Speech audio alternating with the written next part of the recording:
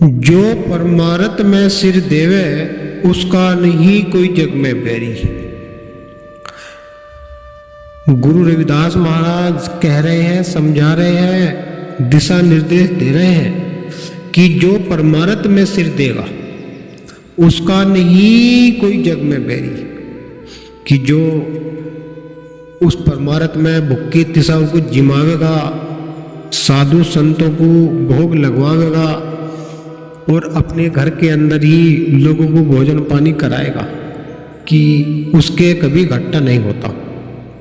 कैसे बताया कि जो परमारथ में सिर देवे उसका जग में नहीं कोई बैरी। कि परमारथ में चित लगावे, अपना सारा माल लुटावे। गौर से सुनना सासंग जी, बड़ी ध्यानपूर्वक सुनने की बात है कि परमारथ में चित लगावे। परमारथ यानी कि जो परमात्मा का जो कार्य है उसमें यदि चित लगावे, कि परमारथ में चित लगावे, अपना सारा माल परमारथ में लुटावे, उसके घट्टा कभी न आवे। यह पूंजी है गहरी। महाराज कह रहे हैं कि परमारथ में चित लगावे, अपना सारा माल लुटावे, कि उसके घट्टा कभी न आवे। ये पूंजी है गहरी। कि जो परमारथ में सिर देगा उसका नहीं कोई जग में बैरी। साफ साफ समझा रहे हैं महाराज की परमारथ यानी कि जो परमात्मा के सतगुरु के नाम पे जो चित लगा होगा और अपना सारा माल उस मार्ग पर लुटा होगा, तो मालिक कह रहे हैं कि उसका कभी घाटा नहीं आने का। ये पूंजी बहुत गहरी है। दूसरी कली के द्वारा क्या बता रहे हैं महाराज कि हरिचंद से हो गए दानी, हरिचंद से हो गए दानी, आप बिगा और लड़का रानी। कि एक राजा हरिश्चंद्र का नाम आपने सुना ही होगा कि वो इतना बड़ा दानी था कि वो आप बिका और उसने अपनी लड़का बेचा, अपनी रानी बेची। कि जाए भरा सूद घर पानी और कफनी पहरी। कि हरिचंद से हो गए दानी, आप बिका और लड़का रानी। जाए भरा सूद घर पानी और कफनी गहरी। कि जैसे हरिचंद्र ने अपना सर्वोत्तम त्याग किया और त्याग किया तो आज उसका नाम सभी कोई ले रहे हैं। कि जो परमारथ में सिर देगा उसका नहीं कोई जग में बैरी। तीसरी कली के द्वारा क्या बता रहे हैं महाराज, मोर ध्वज सत को कभी नहीं हारा। मोर ध्वज सत को नहीं हारा, अपने सुत पे धर लिया आरा। मोर ध्वज का नाम सुना होगा कि एक कथा है। वो कथा ऐसी है कि मोर ध्वज का ये नियम था कि किसी एक अतिथि को जब तक भोजन नहीं कराने का तब तक वो अपने आप को भोजन नहीं करता था। ऐसे ही दोनों मर्दवीर मियां बीबी, उनमें यही सल्लूक था कि जब तक हम किसी एक अतिथि को नहीं जिमाने, किसी साधु संत को भोजन नहीं कराने के तब तक वे भोजन नहीं करते। ये उनका डेली का नियम था। एक दिन एक संत उसकी परीक्षा लेने के लिए आ गए, मालिक ने भेज दिए और वो बहुत भूखा था। संत कहने लगा कि भाई राह देखते देखते मोरध्वज की आंखें तट गई कि सूरज छिपने वाला है और अभी तक कोई अतिथि नहीं आया। तो देखते क्या है कि रास्ते में एक बुजुर्ग साधु चले आ रहे हैं। तो वो साधु कहता है मोरध्वज से कि भाई बालक, क्या तू मुझको भोजन करा देगा? मोरध्वज कहता है, हाथ जोड़कर खड़ा हो गया, हाँ महाराज, मैं तो बहुत देर से प्रतीक्षा कर रहा था कि कोई आ ही नहीं रहा था। महाराज कहने लगे कि तू मेरे नियम जान ले कि जब तक सूर्य में अग्नि रहेगी तब तक ही भोजन लेऊंगा और भोजन भी मैं ऐसा नहीं लूंगा। मोरध्वज कहता है, और महाराज कैसा लोगे बताइए आप, जिस प्रकार का भोजन आप चाहोगे इसी प्रकार का हम बनाकर देंगे आपको। ठीक है बच्चा। मोर ध्वज जो है उसे अपने घर के अंदर ले जाते हैं, आसन देते हैं, बैठा देते हैं और कहते हैं महाराज आप हमें बताइए कि आप किस प्रकार का भोजन लेओगे। साधु कहता है कि हमें भोजन ऐसा चाहिए जिसमें छोटे बच्चे का मांस हो, उसको पका कर लाओ। अब मोर ध्वज के एक ही बच्चा था, वो भी बड़ी मुश्किल से उनका हुआ था। तो मोर वो बच्चा घर पे नहीं था, कहीं मंदिर में गया हुआ था। तो वहीं मंदिर पे ही एक साधु उसके पास गए, कहने लगे तू घर मत जाना, क्योंकि उसकी भी परीक्षा ले रहे थे वहाँ कि तू घर मत जाना। कहने लगे क्योंकि एक साधु आया है और वो तेरा मांस खाना चाहता है। उस बच्चे की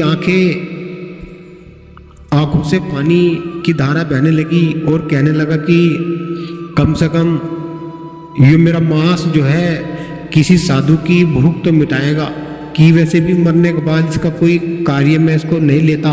कम से कम मेरा सौभाग्य है कि कम से कम मेरा शरीर किसी के कार्य, किसी की भूख मिटाने के कार्य में आ रहा है। वो खुशी खुशी मंदिर में से भागा भागा अपने घर आता है। और जब ये बात उस साधु ने मोर ध्वज से कही तो वो श्यामा का श्यामा रह गया, दोनों के दोनों। तो इतनी देर में ही वो बच्चा आ जाता है और बच्चा कहता है पिताजी आप क्यों परेशान हो रहे हो, कि बेटा क्या तुझको पता है।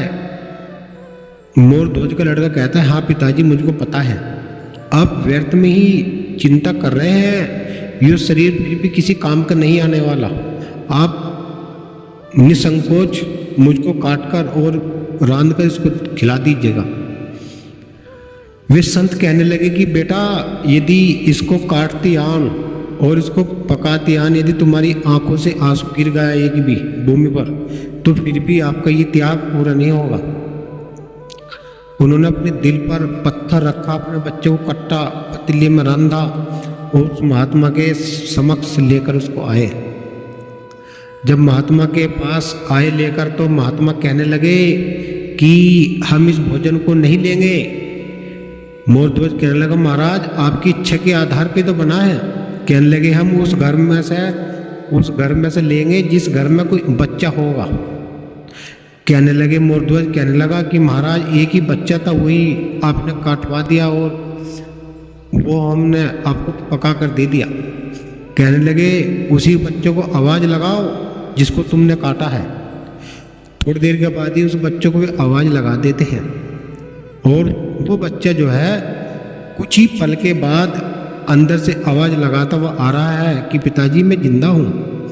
और उसने महात्मा जी की संत की बंदगी करी, उन्हें माता पिता की बंदगी करी। तो इस प्रकार का जो त्याग होता है, क्योंकि वो मालिक पता नहीं किस रूप में किसकी परीक्षा कहाँ ले ले, इसका कोई भेद नहीं है। तो बताया कि जो परमार्थ में सिर देगा उसका जग में नहीं कोई बैरी, कि मोर ध्वज सत को नहीं हारा, अपने सुख पे धर लिया आरा, चीर फाड़ कर दिया न्यारा, सत्य की नैया पार तिरी, उसकी नैया पार तिरी। क्योंकि उसने अपने बच्चों को चीर का फाड़ के सारा कुछ कर दिया, लेकिन सत्य की राह नहीं छोड़ी। ऐसे होते हैं सत्य, कि जो परमार्थ में सिर देगा उसका न जग में कोई बैरी। लास्ट कली के अंदर सतगुरु रविदास महाराज ने खोल कर दिया है कि जिनको लिपट रही है माया, जिनको लिपट रही है माया, उसके सपने नहीं आया। कि जिसको लिपट रही माया उसके सपने नहीं आया। कह रविदास सुनो भाई साधु, माया है नागिन झहरी, कि यो माया ऐसा इस माया ने रूप फैला रखा संसार के अंदर कि यो उस मालिक परमात्मा में विलय नहीं होने देती। कि ये जीव परमात्मा का अंश है और ये परमात्मा को भूल गया है जीव। जिस प्रकार से आपने देखा हो कि एक बिजली घर होता है, बिजली घर में से नगर में सप्लाई जाती है, और जब सप्लाई जो उसमें सप्लाई वाले तार में घर के सप्लाई का तार का जोड़ते हैं तो आप देख रहे हैं जी थोड़ी सा भी तूफान आ गया तो वो उसमें स्पार्किंग होने लगती है। ऐसे ही इस मन को जब माया की थोड़ी सी भी हवा लगती है तो उसमें स्पार्किंग होने लगती है। तो मन जो है विचलित हो जाता है कि वो सत असत को भूल जाता है और माया के वश में हो जाता है। तो क्या पता है कि जो परमार्थ में सिर देगा उसका न जग में कोई बैरी। तो इस प्रकार की जो वाणी है, इन वाणियों के अंदर वो रहस्य छिपा हुआ होता है जो हम अज्ञान में जो कार्य कर रहे हैं, जब हम ये वाणी सुनते हैं तो हमारा हृदय भी कांप जाता है कि जिन संतों ने अपना सारा जीवन समाज में लगा दिया और ऐसी सी वाणी उन्होंने समाज के लिए बनाई है कि समाज, आने वाला समाज जो है इसमें से खोज करेगा और उस वाणी की परख करेगा, उस पर चलने का प्रयास करेगा और अपने जीवन को सफल बनाएगा। हमारा यही प्रयास रहता है कि आप लोगों के साथ सत्संग करना और गुरु रविदास महाराज जी की ठोस वाणी आप तक पहुंचाना। यदि आप हमारे चैनल पर नए हैं तो सब्सक्राइब, लाइक, कमेंट करना ना भूलें। सतनाम।